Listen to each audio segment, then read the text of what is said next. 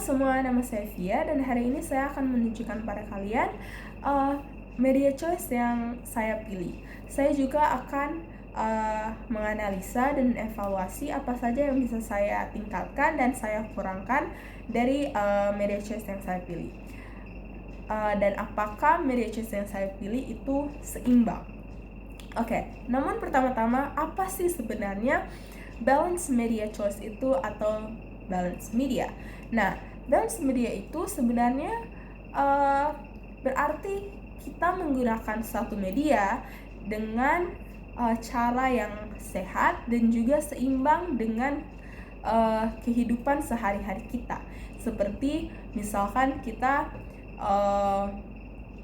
bersosialisasi dengan orang-orang di sekitar kita, ataupun hanya sekedar dengan spend time dengan keluarga dan teman-teman kita.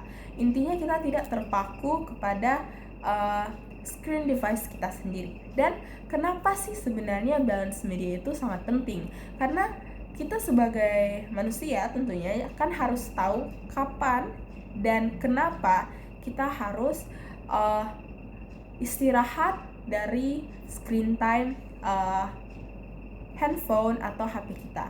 Nah, jadi untuk itu saya membuat sebuah media choice journal untuk melihat apa saja sih yang sebenarnya saya lakukan selama 1 minggu kemarin dan sebenarnya seberapa lama sih saya menggunakan aplikasi-aplikasi ini, terutama di handphone atau device saya. Nah, saya akan menunjukkannya di sini.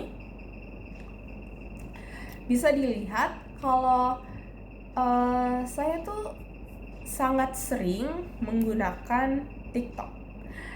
Itu tuh sudah menjadi suatu habit di kalangan anak-anak muda dan saya merasa sebenarnya habit menggunakan TikTok saya itu sudah agak berlebihan, karena di sini bisa dilihat rata-rata saya sering menggunakan TikTok itu sampai 1-2 jam di saat weekdays atau di saat dari hari Senin sampai hari Jumat, which is itu dimana adalah hari saya sekolah, dan saya tidak menggunakan itu sebanyak dimana hari weekend atau hari-hari libur seperti Sabtu dan Minggu, dimana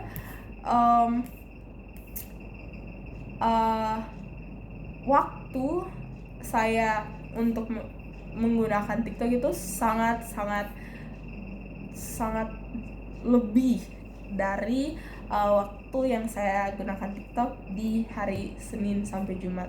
Seperti bisa dilihat di sini, di hari Sabtu saya bisa menghabiskan waktu hanya untuk men-scroll video TikTok sampai 8 jam. Itu sudah hampir setengah hari, 8 jam 13 menit saya hanya terpaku pada screen device saya dan saya hanya menonton TikTok. Dan sebenarnya pada hari itu memang saya tidak ada kegiatan spesifik apa-apa, saya hanya berada di rumah bersantai, dan itu juga mungkin menjadi salah satu alasan kenapa saya hanya berdiam diri dan menonton TikTok seharian gitu. Bisa mungkin juga itu adalah salah satu coping mechanism saya agar saya tidak merasa bosan dan sekalian untuk menghabiskan waktu di rumah. Di hari Minggunya juga terlihat saya sebenarnya berkurang, tapi masih saja lumayan lama, sekitar 5 jam 34 menit. Itu sebenarnya sudah sangat lama untuk nonton TikTok ya. Itu tidak produktif. Saya juga kebanyakan terlihat screen time saya paling sering terlihat naik atau menjadi lebih banyak itu saat weekend, yaitu hari dimana hari libur gitu, Sabtu sama Minggu, karena tentunya saya tidak menghabiskan waktu di sekolah, karena saya memiliki seakan-akan saya memiliki satu hari itu untuk saya sendiri gitu. Saya paling sering menggunakan TikTok itu di rumah, dan bukan hanya TikTok, saya juga sadar bahwa saya sering menghabiskan waktu di Snapchat dan di Instagram. Biasanya di Instagram untuk berkomunikasi dengan teman-teman saya, ataupun juga hanya untuk menonton reels, dan untuk Snapchat juga untuk berkomunikasi dengan teman-teman saya, dan hanya juga sekedar mengirim snapstreak kepada teman-teman saya. Nah, saya juga sudah membuat sebuah planning.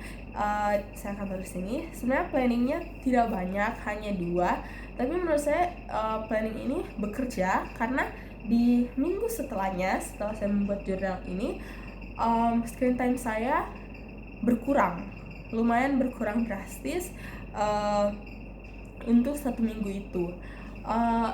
Terutama untuk screen time TikTok saya itu sangat berkurang. Dari untuk weekdays itu hanya dari weekdays itu 1-2 jam, berkurang bisa hanya sampai 50 menit saja.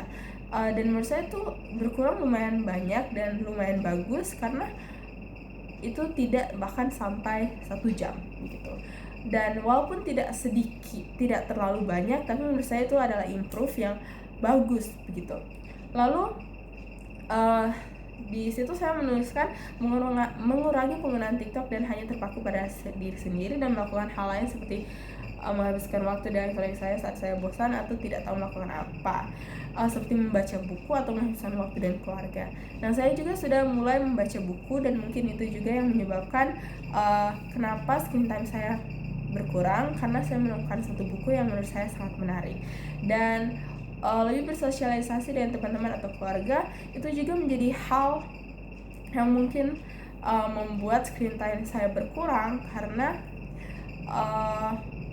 pada minggu itu juga adalah minggu-minggu sibuk saya dengan sumatif dan formatif, terutama dengan sumatif karena banyaknya sumatif project di sekolah saya pada saat ini, yang membuat saya lebih terpaku pada tugas-tugas sekolah saya bersama teman-teman saya, dan itu membuat saya menghabiskan waktu dengan teman-teman saya, menghabiskan waktu bersama, dan kita juga sering setelah membuat tugas kita pergi menghabiskan waktu bersama untuk mungkin sekedar bermain atau makan bersama. Jadi menurut saya planning dari media choice saya itu bekerja, terutama untuk diri saya sendiri, karena bisa dilihat terjadi sebuah hasil yang lumayan signifikan gitu. Saya juga ingin mengajak teman-teman yang lain agar bisa membuat, mungkin tidak perlu juga membuat media choice journal, tapi setidaknya kalian mencoba untuk lebih mengurangi screen time kalian. Mungkin ada beberapa dari kalian sadar bahwa kalian terlalu sering begitu menggunakan device kalian sampai kalian seperti sudah di dunia kalian sendiri dan tidak bersosialisasi dengan orang lain. Dari itu saya mengajak teman-teman untuk marilah kita membatasi screen time kita dan mulailah lebih bersosialisasi dengan orang lain, karena tentunya kita manusia tidak bisa hidup hanya dengan diri sendiri saja. Kita adalah manusia yang hanya bisa hidup dengan bersosialisasi dengan satu sama lain. Nah, itu saja yang ingin saya sampaikan untuk media choice journal saya. Terima kasih.